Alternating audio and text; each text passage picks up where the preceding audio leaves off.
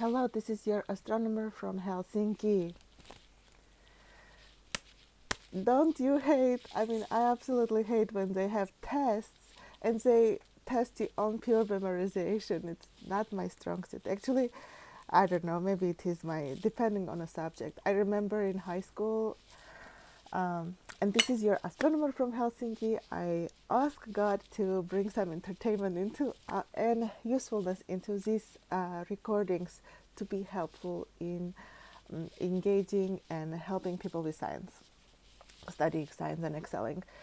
Okay, um, in high school, I remember it was coming up that I was gonna be called to the blackboard to recite lesson about some history from the Armenian history class, and I didn't study. I didn't study, even though I knew that my turn was coming up. Like there was a high likelihood I would be called, and I don't know what kind of adrenaline rush happened into my brain.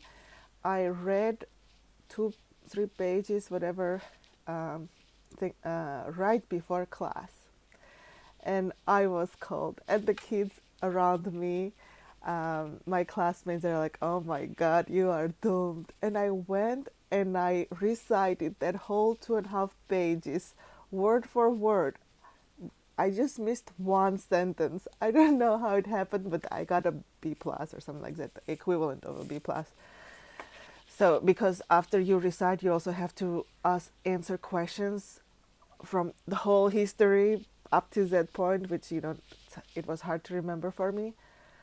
Um, but then for French, when I was studying French in my undergrad, I never had to memorize anything. It just like once I read it, it came into my brain. But everything else, it is very hard to remember, especially like names of concepts, names of this formula, that law, this law, names of people.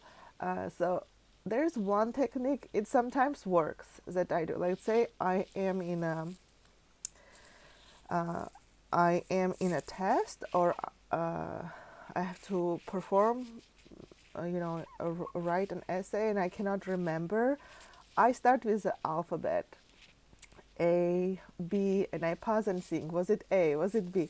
Because I'm trying to remember what was the first letter of that word. Let's say it's meiosis, A, B, C, D. And usually by the time I got to the letter or to the T down to the alphabet, I would remember.